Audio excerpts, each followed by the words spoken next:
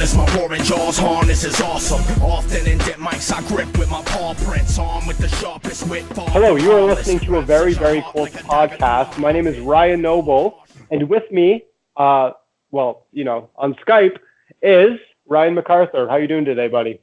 Hey, not bad, Ryan. I guess this is episode 10 of season 1. So it's a season finale, the first ever season we've done.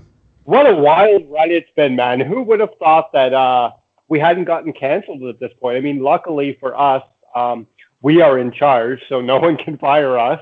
To be honest, if they did, I would probably have you fire us for me. So anyways, go on. I am absolutely floored by the number of listens we get. I mean, I don't know if these numbers are fake, just so the company that we pay for serving the podcast keeps us renewing our fees, but we're getting great numbers. So it's you know what? When we started, I mean, like the first episode, it was we got like a few hundred listens, So I mean, they're not padding the numbers because at first it was it wasn't bad because I mean initially when we started, like in my mind anyways, with this being something that was obviously new to both of us, like I've been on podcasts, but I've never been a part of running a podcast. Certainly hosting has been new. So I in my mind, I figured if we could get like a few hundred listens like per episode, like we were killing it, and like that would have been a big deal, But I mean, honestly, the numbers that we've had, like we've been truly. So I mean, I guess before we get into anything here, I just want to thank everybody who has listened to this season. Also, we had some people help out, obviously along the lines. Not Justin, he wouldn't come on it, so he's a bum. So we did. We're still working on that one. Yeah, we're gonna see if we can bring him in for season 2. So I know Justin will be listening because he's contractually obligated to. I force him to listen to every episode. So we did have Big Chris from Big Radio. He filled in the one time that you were gone. It was that was very helpful to us, and he did a great job. Forward.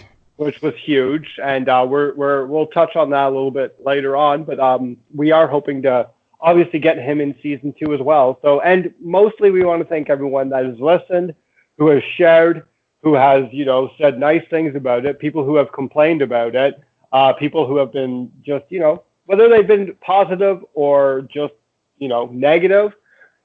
Thank you for listening. We do sincerely appreciate it. And yeah, I think that kind of. Do you have anything else you'd like to say about that anyways? I know we've got a lot more stuff to get into here. No, just echo your sentiments. Thanks to everybody for listening. It's been great. We're going to keep going here and right in through to season 2 in the 2019-20 season. We've got a lot of stuff planned for the second season, and I can assure you, if I can promise anything, it's that it won't be worse than season 1. So, And I like to set a reasonable bar so I don't set myself up for disappointment. So before we keep talking for another 20 minutes about nothing that has to do with Barrie Colts hockey, let's get into some hockey talk. The first topic that we're going to be looking at is the NHL Draft, which we just passed here this weekend. And obviously, to no surprise, Barrie Colts center Ryan Suzuki got selected in the first round. He went 28th overall to the Carolina Hurricanes, which obviously was very exciting. I feel like both of us kind of had anticipated that he might have gone sooner than 28, but he did crack the first round, so that's exciting. I was once it was getting that far, I was kind of getting a little concerned, especially with some of the names that went sooner than anticipated and some of the names that were still left up on the board. But, he ended up going to Carolina. Carolina seems super hype about him, and they should be. Obviously they've had a good experience in drafting Barrie Colts. They picked Andrei Svechnikov there last year, and for those who haven't paid attention, it went pretty well for them. And, yeah, Suzuki's obviously a great player. What were your thoughts on him going to Carolina? Yeah, I guess him and Svech are both excited to hook up again, which will which will be great for them. They didn't get to play a lot together because Svech was on the big line with Luchuk and Sokolov last year. But yeah, the draft was interesting. Like, it seemed like the teams had a bit of discrepancies over how they viewed the players.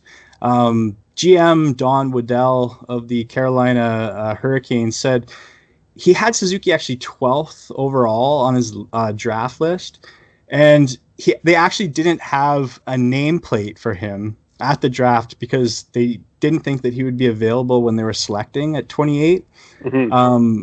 So I didn't see any rankings really where he was 28th. Usually he was much lower, like around the 15 to 22 range. I think 22 was about the highest I saw. Yeah, maybe a little bit higher, but not too much more. But yeah, no, that was kind of crazy. Like, Carolina's been great. They've done a lot of promotion since the draft. They even got Suzuki loading up the car and at the airport and on the way to Carolina for development camp. So they've covered him well. They did that with Svech last year. They had tons of coverage when they drafted him, but he was third overall, right? Or second overall, right? Second overall, yeah. Jeez. Yeah, it's huge. So, they legitimately seem excited. Yeah, and I mean, we even got a little bit of interacting with them there on the Twitter machine. For whatever reason, they ended up giving me a follow. I think it was for my nonsensical Photoshops, which they claim to be decent. So, I mean, high five to my new best friend on social media, the Carolina Hurricanes. Props to that. Like, that was the biggest follow I got since I got Pat Sajak, you know? And I mean, they definitely top Pat Sajak.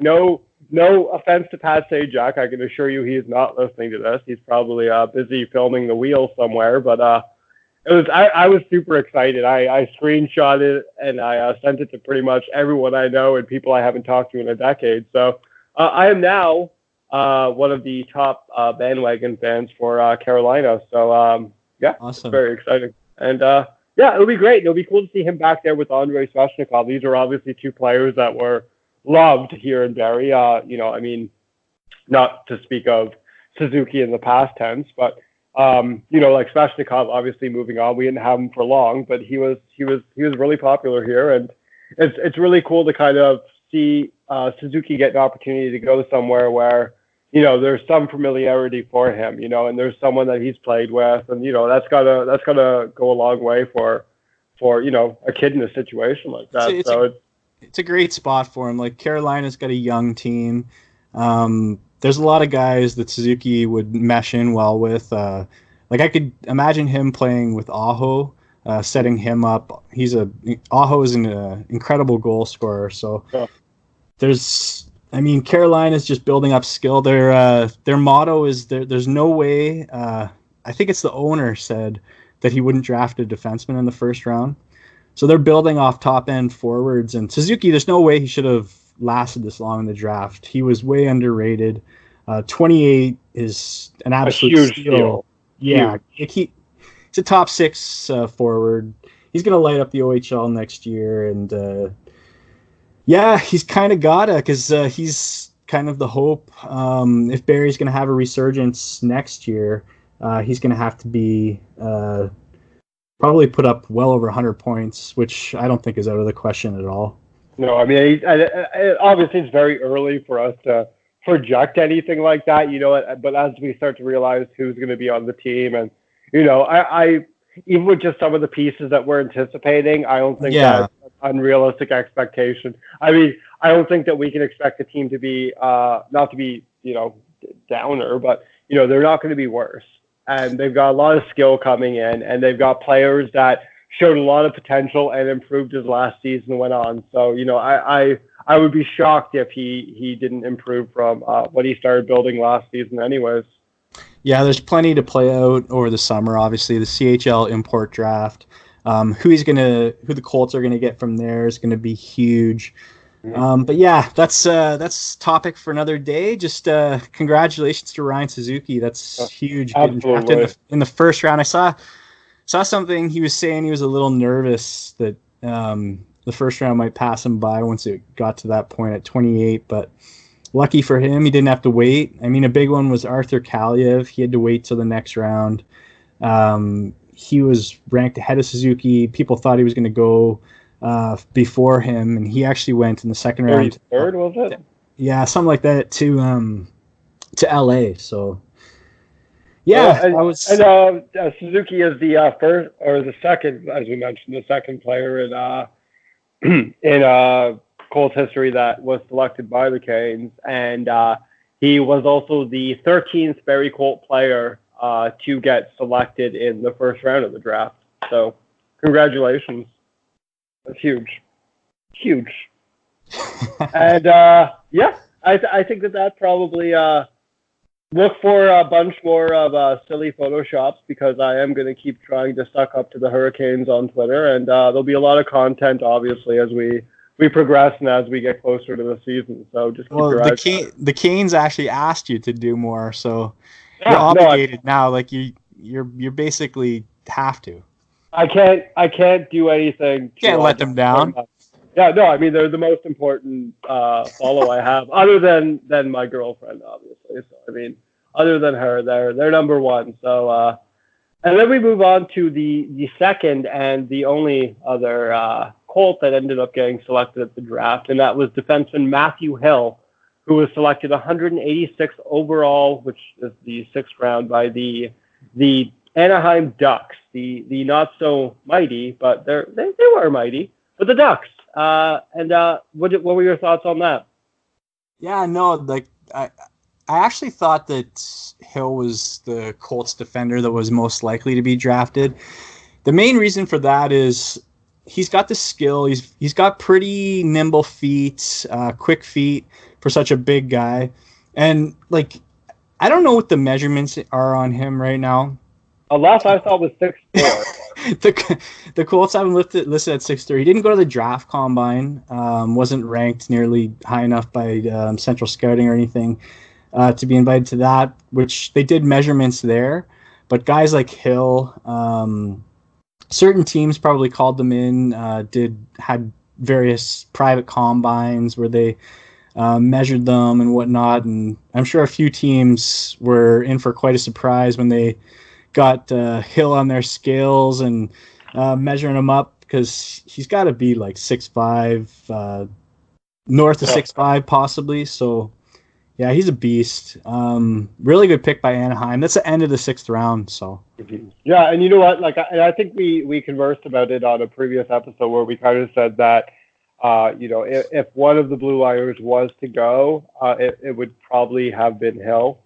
I mean, and he developed so well this season. I mean, you really saw his game grow. And, one of the things he said that he'd worked on when we did the Colts quick cuts at the beginning of the season was his skating and just basically getting the puck out of the zone. And I mean, as the season went on, you could see those skills improve, and I mean, obviously, scouts out there had noticed that, and, he ended up getting himself a pretty good spot. They project these players into the future. It's the same as any other draft. They do it in the OHL draft, NHL draft. They look at the size of the kid, how they're improving. They're not looking at the player that they are right now. They're looking at the player that they're going to get in a couple years from now, after a couple more years of development. And Hill's improving. He was our unanimous most improved Barrie Colt of the 2018-19 season. Oh. And he was, right? Our MIP. Yeah, it's so long ago that we did that, yeah. It was forever ago, or like a couple months. But yeah, he's too long that's ago. What they're looking for. Guys that are improving on that upswing, and hopefully, like, they catch him at a good deal. And yeah, he's in a good spot to do that. Like, I mean, he's if there's anything that he's gonna work on improving, I would say it would just be like because I mean, defensively he's very solid. He's very good in his own end. He's such a strong, like, defensive defenseman, and if he can up just kind of the like the aspect of like his shot, he's got a rocket of a shot, and if he can just kind of utilize his offensive game and kind of improve upon that, and I mean, it's not going to be that difficult of a task. I mean, look at the improvement from, like, Tucker, for example, and now we've got a guy like Brant Clark coming in, who's just going to be, I mean, he's just, I feel like that's going to be something that's going to develop, and with how far the rest of his game has come, And, when a guy gets drafted, I'm excited to see how he's going to look this season, because a lot of these guys who end up getting selected in the NHL draft show up usually for camp the next season in the OHL. And they, after going to the NHL development camp and stuff like that, they usually got that added swagger in their game, and they've got that extra confidence, So I feel like I'm very excited to see Hill this season, and I think he's just going to be just such a solid piece for the Colts here. So, and hopefully for Anaheim in the future, they really did pick up a good player. Yeah, no, that's really good. Like I remember that one game, you, me, and Justin, all three of us were at. He one time the slap shot hit the crossbar and went like right into the rafters. Yeah. And like I remember that whole game. I think it was against Saginaw on February 21st.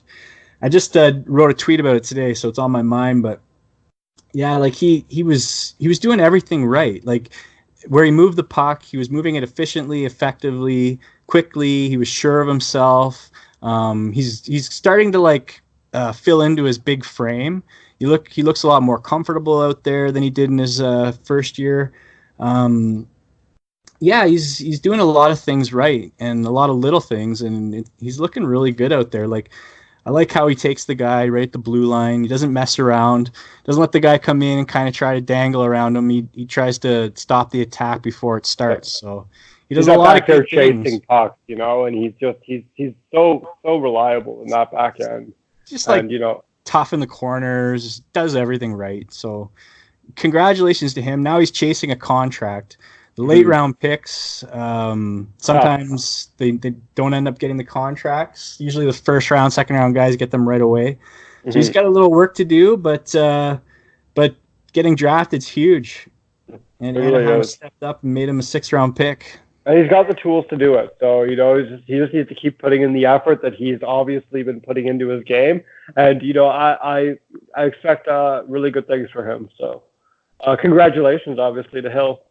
Now, since we've covered the Colts that were drafted, I think we'd be doing ourselves a disservice, not to mention, because, all of us, even Justin, but even in podcasts leading up, or podcasts that have passed, we've been very high on Greaves, and I was really shocked that he didn't end up getting selected by anybody, especially with some of the guys that you did see go. And this is not a knock on those guys, but Greaves really showed that he is really he's going to be, at least in the OHL, a top goaltender. And the numbers that he put up this year on a team that struggled were incredible.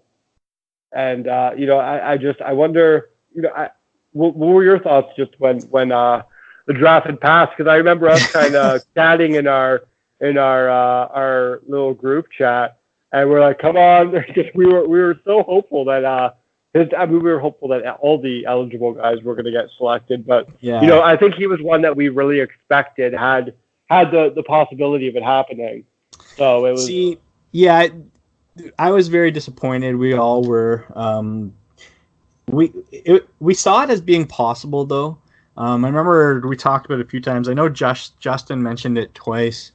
As much as we wanted him to be drafted, there was that chance at 6 foot that he might not. You look at the 7th round, I think it was 214th overall, and the Calgary Flames selected Dustin Wolf. He's another 6 foot goalie, and his numbers were absolutely outrageous.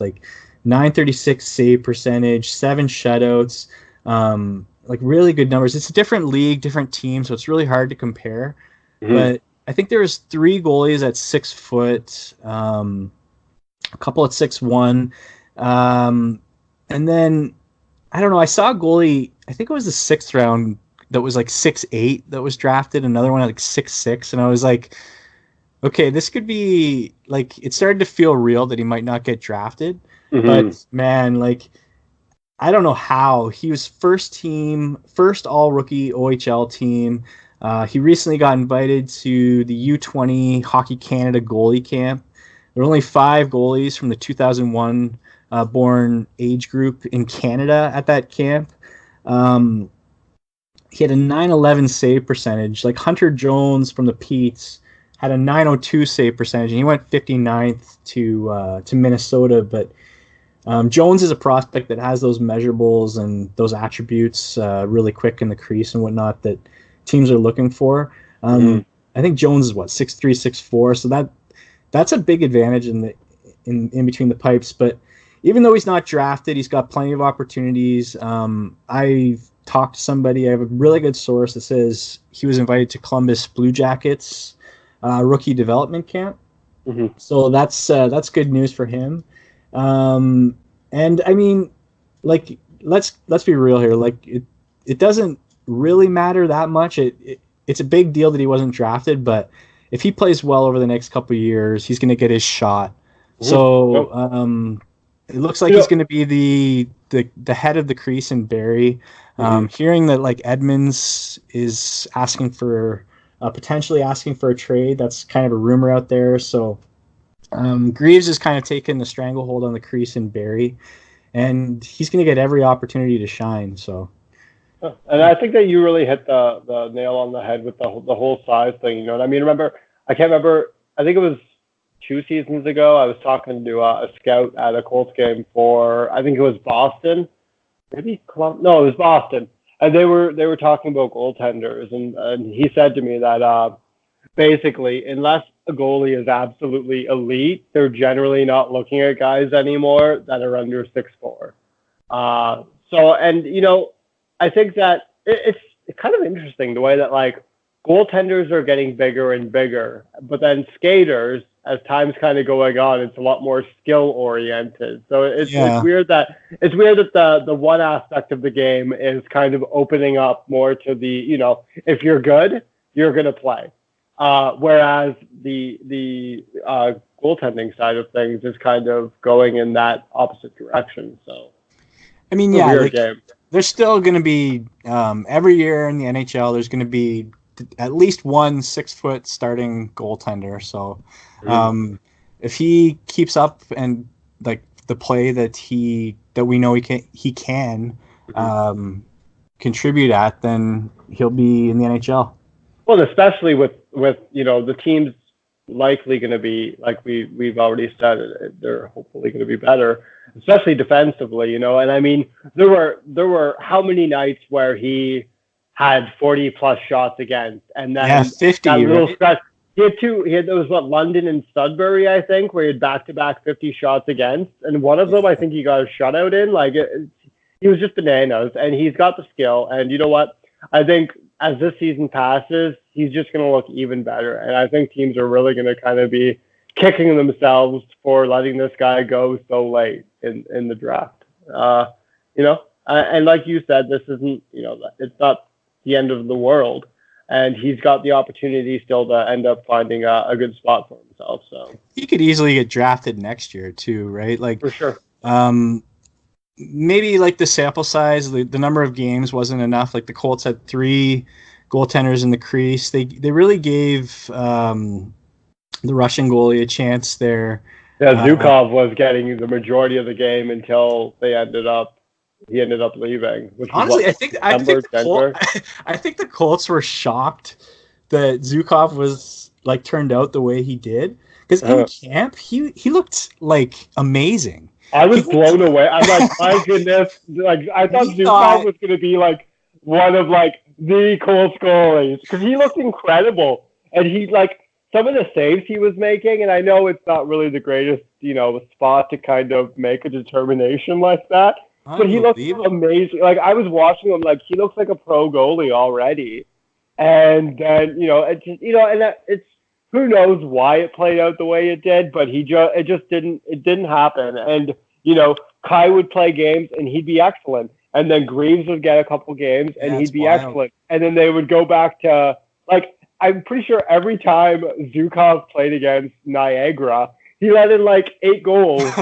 It's like, what is going on? This is not how this is supposed to play out. So, but in the long run, it worked out, because then the team was able to kind of focus more on Kai, and they're able to focus on Greaves, and they were able to realize, like who's going to be the guy going forward. And I think pretty much everybody is in agreement that, Greaves is that guy. So, If we get any, I've got a couple people I'll message too, actually, about the Blue Jackets thing, and if we get confirmation on that, just keep your eyes for us on the social media machine on Twitter. Probably will be where. That one's looking pretty solid. That source on the Columbus Blue Jackets rookie camp. So looks like he's heading there. Like, I'm sure he had the pick of a few different ones, like right after the draft. So.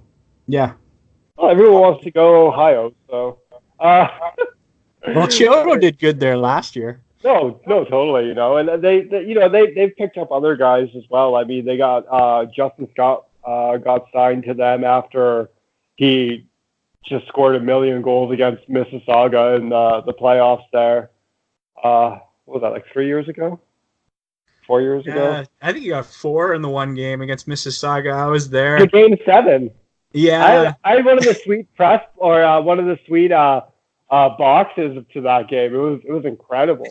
I'm pretty sure in 3 or 4 games he had 10 goals or something. He was unbelievable. I'm pretty sure it was the game 7 that he had the 4 goals, and then the next day it was announced that he got a deal with Columbus. Yeah, I know he's been in the AHL. There's so many Colts, former Colts, that are doing well in the AHL. And I mean, I think like in 2 or 3 years, these guys are going to come out of the woodwork that we've kind of forgotten about, and I think they're going to be in the NHL. There's a lot of good ones. Totally. Yeah, Howard's doing a good job. Hopefully, remembers that they have Magwood there. Poor Magwood. And I think that that's probably everything on Greaves. Is there anything else you want to add there, or Yeah, no, the NHL draft was great. Like, I saw that the OHL didn't have a top 10 pick. It was the first time in a ridiculous number of years. I don't know for sure how long it's been, but I saw something saying 30 years or something. So Harley was the first OHL player at 18, which was shocking to me. Like it wasn't shocking to me leading up to the draft after seeing all the rankings and whatnot, but kind of a weak year for the OHL overall. Harley going 18th, Tomasito 24th, and McMichael 25th. So only 4 of them in the first round there. We didn't get a chance to get anyone drafted because it was nothing but the U.S. players and Finnish. Yeah. So, there was no room for us. The U.S. development program cleaned up. Even actually the WHL had 28 players drafted total. And Incredible. The OHL had 25. So wow. I don't know if that happens very often. I think usually the OHL is the top prospect producer, but it is, yeah. Not this year. Yeah. Oh, that's just the times, I guess, But hopefully we'll catch up again moving forward. Next year's draft is really strong. Totally. We'll touch on that as we get closer to that. We've still got like 360. Should we preview the 2020 draft? I don't know if we're, maybe we'll save that for when we do our Tyson Forrester? Save that for the depth chart, which will be next week. I'm joking. It's not going to be next week. Speaking of the OHL, though, as we are talking about it, we haven't really gotten a chance. Obviously, we did an episode with Jason Ford, but I know that you wanted to talk a little bit about some of the guys that the Colts had drafted at the 2019 OHL Draft. We'll just touch on just quickly on the first 6 rounds, anyways, was what you wanted, right? Yeah. So just the first couple guys. Yeah, totally. So round 1, obviously, as if you are looking for more coverage on this, episode 9 is like it's the Bible. Long, it's huge, and it was great. It was with Jason Ford. He broke down everything we could possibly need to know about each player. But we need to hear Ryan. I listened to that episode 5 times in my car, so I think a couple times at home, like 3-4 times in the car. I've run that chat track pretty hard. Well, that explains the traffic the podcast gets. It's 80% you. It's all from me, yeah. It's all from you. So round 1, 4th overall, which no one will be surprised by because we've talked about it, was Brent Clark, who has signed with the team. So yeah, he signed with the team recently. his brother Graham Clark, Ottawa 67's forward, he actually got picked 80th by the New Jersey Devils. So congratulations to Graham. Brant's go play with PK. Yeah, Brant's older brother. I saw on TV, I actually was watching rounds 2 through 7 on one of the Sportsnet channels, and Brant was there. He was really, really excited to see his brother drafted. You could tell that the family was really happy about that. It's a great moment. It's kind of cool for these guys that his draft is in 2021. It's kind of cool for him to go and experience it ahead of time with his older brother. Mm-hmm. Like these guys having older brothers that are stars. Like you look at Ryan Suzuki, he's got Nick as his brother. It's always good to have like a hockey family and get taught all these little tricks and stuff by the older brother. But yeah, we have a video on the site too of him talking about how his brother helped prep him for the draft and kind of just what to expect and stuff like that. There's like a media release that we have. Anyways, go on. Graham, sorry. Yeah. So yeah, I saw something recently on Brant Clark. TPE Hockey actually ranked him as the second best player for the 2021 NHL Draft. And this site is pretty legit. They have some good videos, rankings, pretty good content. And the person there seems to have a pretty level head. So that's a huge ranking. I mean, it's obviously very premature. The 2021 draft is a ways away, but man, he's the real deal. Like, he's a 4th overall pick in the draft. To me, he was my clear number 2 player. There's no way he should have fallen to 4th overall. There were times during the season where I thought like maybe he could be a better player than Shane Wright. Obviously, with the exceptional status and being a year younger, Shane Wright was the right pick for Kingston. But man, Graham Clark has all the tools. He's listed at 6'1", but he looks pretty big, and he looks like he's going to be pushing that measurement probably to 6'2" next year.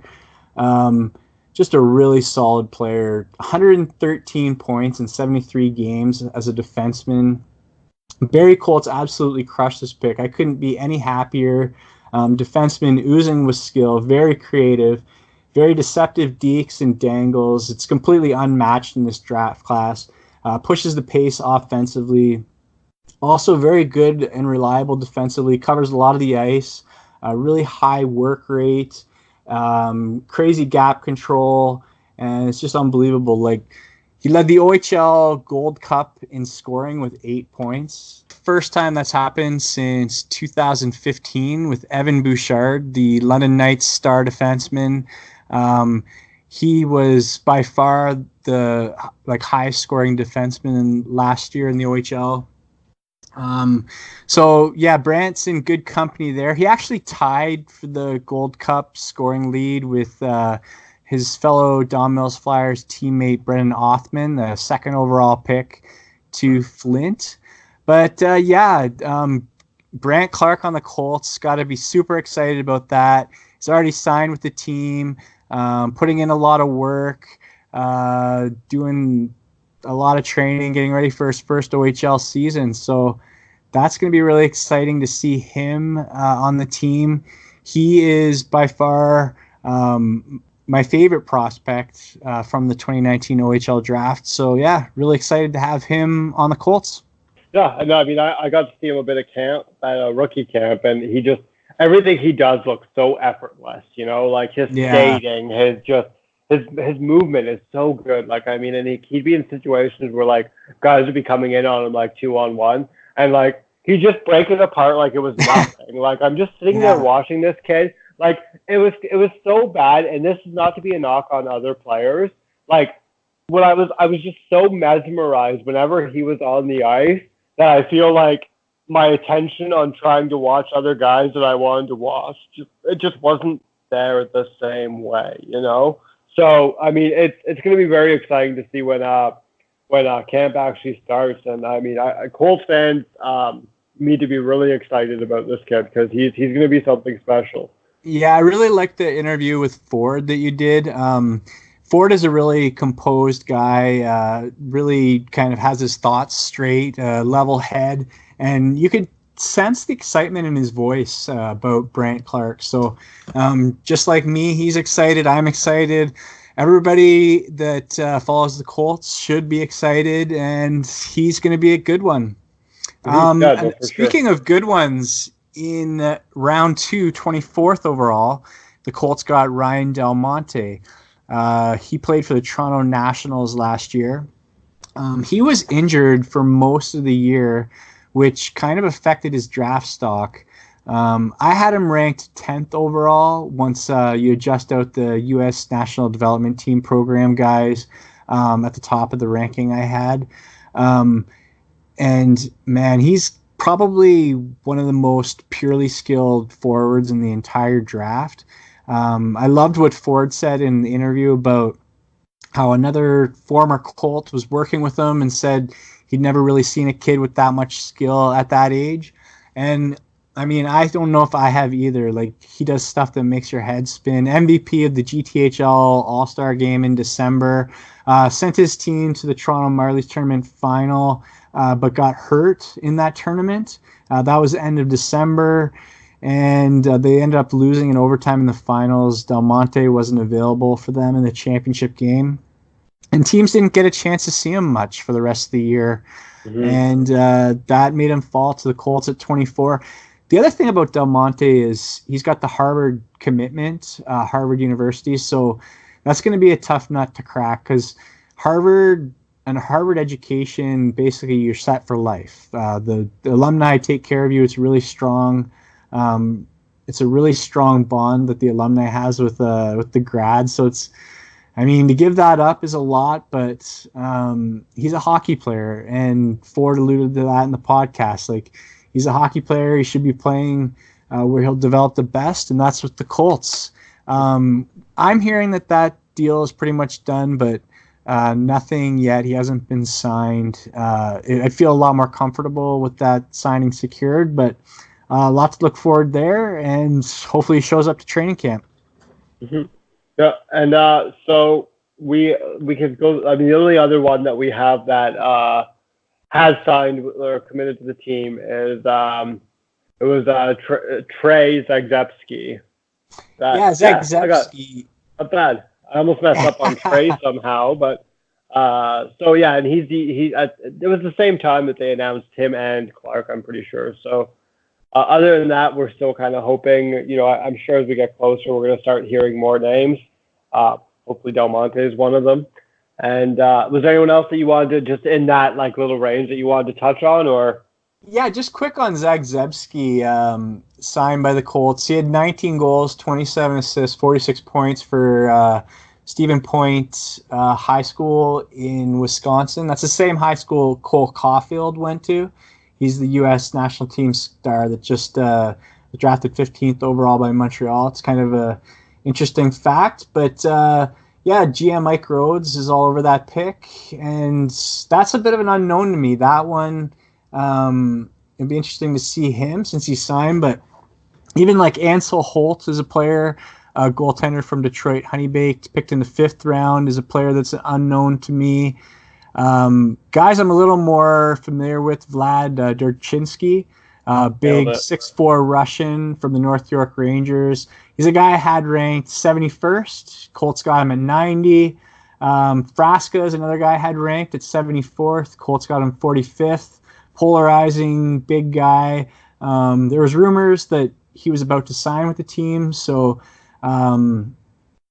that's probably going to happen. He was actually introduced to the Colts at Media Day when the day of the draft, and I thought that it was potentially the Colts introducing an assistant coach, but instead he was just a 16-year-old kid. So I remember you telling me that. Yeah, it's unbelievable. Very mature kid. So yeah, it's going to be interesting to see. There's a lot of good players in this draft. Kai Greaves, brother of Jack Greaves. Colts got him at 108. I had him ranked 67th. And then the rest of the draft, Ford went through those guys in detail, so I don't have too much to add at this point. But a bunch of them on my honorable mentions list, and Mostly depth guys after that, that are probably unlikely to make the team next year, but you never know. Well, and if you're looking for any more information on that, just look at the or listen to the previous episode, which is the interview with Colts GM Jason Ford, and you're not going to get too much better of a person to break down these selections. So, unbelievable. I listened to it 5 times. Let's explain the traffic we're getting. It was all you, buddy. And then, anyways, yeah. So Ford will be busy again. I'm sure he is right now. With Thursday is the import draft. So the Colts will be selecting 2 players. Yeah, the Colts will take 2 guys. They got the 11th overall pick, so they should be able to get someone good there. Based on the NHL draft just happening, there's a lot of names to choose from. Hopefully Ford has something cooked with one of the top players, and the Colts make a big splash there. But the Colts will take 2 players, the 11th overall pick, and then a pick well down the line. I think it's like 60s or 70s. Because Matej Pekar is a signed prospect from the Buffalo Sabres, it's unsure whether or not he'll be back and what the Sabres have planned for him. We don't know at this point, so the Colts are able to secure the rights to 2 players. We'll find out, hopefully soon. But yeah, and then next, actually, I think that it would be wrong of us not to congratulate the St. Louis Blues on winning their first Stanley Cup.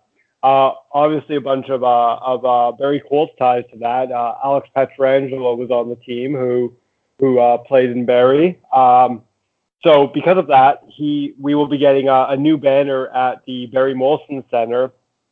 He will go up next to the 3 previous Colts alumni players who have won Stanley Cups. You've got Martin Skula, who won the Cup with the Colorado Avalanche.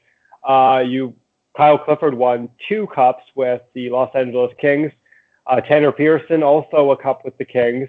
And we'll have Alex Pietrangelo up there with them. So it's very exciting, especially with it being the team's 25th anniversary season. Not the one that I'm sure fans would hope to see. But nonetheless, we're still going to see a banner raised to the rafters at the Barrie Molson Center. Yeah, it's very exciting. And there was also some other Colts connections, if you want to touch on those quickly. Yeah, Daniel Tkachuk, Barrie's first overall pick, the very first pick. First Colts in the inaugural season that they ever had on the roster. He was actually chosen over Joe Thornton, which is interesting. Bert Templeton decided to go with Daniel Tkachuk over Thornton because he figured he could get an extra year or 2, and figured he needed that with a new franchise, and he was right because Tkachuk was a really good leader on that team, almost led them to a title. They actually won the year after he left, but without him being there to help build the team, they probably wouldn't have won that title. But anyways, he's a skill coach with the Blues. And Jeff McKercher, former Colts defenseman, was a scout with the Blues. So congrats to all those guys. Congrats to Petro. He was on the 2010 team. The only time the Colts were ranked first in the country. So Pietrangelo is one of the fans' favorite defensemen in Colts history. Yeah, now we're going to get a chance to be able to look at him at Barrie Molson Center every time we're there. So it's very exciting for him. Everyone loves him, so no one's going to have an issue with this, obviously. And yeah, it's great. And congratulations to the entire team. First Stanley Cup, that's a big deal. So, being a Penguins fan, Boston. I've seen so many Stanley Cups being a Pittsburgh fan that sometimes you forget how special it is. So, and then I guess we'll end up just kind of closing this off on the fact that the Barrie Colts have released the schedule for the 2019-2020 season, which is the team's 25th anniversary. So, round of applause for that. We've made it.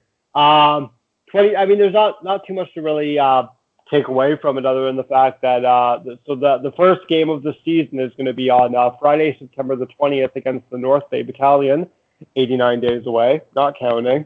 The first home game will be the following night, which is Saturday, September the 21st, where they will be hosting the London Knights, which is always exciting because everyone loves the London Knights. There's not really much that we can break into. Sarcasm there. right? It was pretty thick, I guess. It's too Not much bad. we can really. Sorry, go on. It's too bad. We're gonna probably miss out on Joey Keane making an appearance at the Molson Center. He could play his overage year in London. If he does, the Colts get a 3rd-round pick from that deal, a conditional pick. But probably will still be with the New York Rangers, so he won't roll through Barrie next year. Which is there with Brandon Lemieux. Yeah. Oh, there we go. Your favorite Colt. Yeah. Jokes aside, though, honestly, one of mine. So, man, I'm constantly defending. Anyways, in our private chat. So, only thing I wanted to kind of point out, one cool thing, and by cool I mean just kind of a nice break for the Colts on the upcoming season, is the team only has 4 3-3s this season, nice. which is good. Last year the team played 6 3-3s. They went 9-18 in that time. Terrible. 2017-2018, they played 9 3-3s. And the super stellar 2016-17 Colts had 11 3-3s. Unreal. Which is incredible. And what's scariest about that is 6 of those 3-3s were in consecutive weeks. So they played 6 straight weeks where they had 3 games in 3 nights. Insanity. 3 games, 3 nights, 11 times. That makes up for 33 games, and the team, which is about half of the season, and the team won 8 of those games. So very nice for the team to kind of get a bit of a break on the schedule. 4 3-3s, entirely doable. They did pretty decent last season with them, so that'll be a nice advantage for the boys to kind of get a little bit of a break on the schedule. And there's not really anything else to look at until the season starts. That's the only thing I really wanted to touch on. Like I said, September the 20th is the first game of the season, and then they're in Barrie for the first time on Saturday, September the 21st. So once tickets are available, be sure to purchase them to boo the London Knights.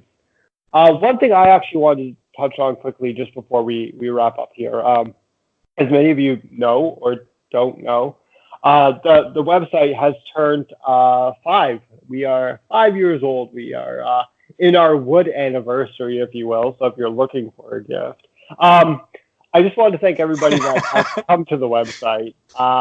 Anyone that's read the website, read it. My goodness, why do I write? We want to thank everybody. It's been a great 5 years. If you've been here since the beginning, bless you, because my goodness, the early years were tough. And if you're a new fan that stumbled upon, whether you read the website, whether you follow us on social media, whether you listen to the podcast, subscribe to us. Subscribe. And I also wanted to actually thank you, and I wanted to thank Justin as well, because having you guys as a part of this, you've not only taken a lot of the workload off of me, but you guys, having you guys around, you guys are both very, very, great. You bring a lot of quality to the website, and that's only resulted in me having to step up my game, which is exhausting. But it's been great. And honestly, I'm so grateful to have you guys on board. I'm grateful to anyone that's kind of helped out along the ways. I've had a lot of friends. We've had Chris Bodden from Big Radio, who filled in for a podcast. We've had a good friend of mine, Chris Barron, who's helped out. My good friend, Chickstig Hockey, who's Jeff Brothright. Right, who does the pictures for Cheap Seat Productions, even Jason Ford filling in and helping out with the episode of the podcast there, episode 9. To anybody that, we're very grateful. You guys, thank you. Everyone, we appreciate it. And we look forward to season 5. And it's going to be better than the other seasons. So that's and I know, but well, seriously, and thank you, Ryan, for all you do. You're the founder of this thing, and I'm very happy to be a part of it. And Justin is as well. I know that. We got a good little group here, and we're doing a lot of fun work. And we're very amateur with with everything we do, but we're working on it, and we're planning to do more stuff next year, like giveaways. We're trying to get some things in motion where we'll have some stuff to give away to fans. We're working closer with the team. We're able to get to more games on media credentials and whatnot. Well, that's just one thing I will touch on quickly, not to interrupt you, but we did actually, as many of you guys know, we do got credentials again for the upcoming season. And I did speak with Ford there a couple weeks ago, actually, and something to look forward to in season 2 of the podcast is we will be able to get players onto the podcast. So we'll be able to have interviews with players. So that's a huge step for us. And the fact that we've managed to finally build, I remember year 1, the messaging the team, and they just politely said, we don't work with blogs. So I duped them. I dropped the name blog, and we're in. So, it's very exciting. And, it's honestly, I think that it's just been a matter of us putting in the work. And I think that they realize that. And I'm happy that we're finally we've got that relationship with the team, because we're here to just help promote, and we're here to just cover a team that we love. And I'm happy that they're willing to give us the opportunity to put forward a better product for all of you guys. So thank you very much. Thank you to the team as well. I mean, Brad Terry was great with us this year. I can't say enough about how great Jason Ford was. He's just been outstanding, and he continues such to be. a nice guy. Like, he's such a nice guy, and I love talking to him. He's a great person. Absolutely. I was really he's a smart guy too. He knows a lot about hockey. It's really insightful. When I met up with him, we did the episode 9 at the Barrie Molson Center in the media room, and I'm sitting there. I got my laptop. I've got all of my notes planned, and he literally is just spitting everything out like it's I nothing. Love that interview. Like a computer. Yeah, no, it turned out great, and we were fortunate to have him. So, but before I keep getting too sentimental and turning this episode to a 3-hour episode of thank yous, I think that wraps it up for this episode. So, and for this season, we might looking forward to a nice summer of movement. I'm hearing of a lot of movement, a lot of trade chatter around the Barrie Colts. I can't. It's pretty tough to get the info. Like the Colts they've got everything kept pretty secret. So, and that's the way they want it, which is perfectly fine. But we'll hear of some things, and then we'll be basically looking into what the next steps for us is, like import draft, looking at what the depth chart might look like for next year. But we're on a bit of a break. There's really nothing going on, and I'll see if I can twist Ford's arm into jumping on maybe after Thursday, just to maybe see if he can give us a breakdown on the import draft. It might just be a special segue into season 2 of the podcast. I don't know. I'm just making this up as I go. So, but yeah, I think that wraps it up. You know what? We haven't done it yet. Give yourself a social media plug, buddy. Oh, Where yeah. can people find you on Twitter? I'm pretty active on Twitter, like just a little active. Ryan P. McArthur for all your Barrie Colts OHL prospect news. And then you're Ryan Noble 66. No, I don't plug myself, but yes, it's Ryan. And then Staples 1311 is Justin Stapleton, another excellent follow. And then Barrie Colts, just like the way it's spelled, VERYBARRIECOLTS. Go Colts, go. That's it. You can also find us on Facebook, Instagram. Subscribe, listen. We have a YouTube channel, which we're going to start incorporating more content into. And that's it. Thank you very much for listening, guys. Hey, thanks a lot. That's it. Have a good one. Go Barrie! Sense to my revolution soon get you bruised with my movements, footprints. Music I splatter, oozes the same gruesome putrid fluid as a slain cadaver. Moving through chapels, using a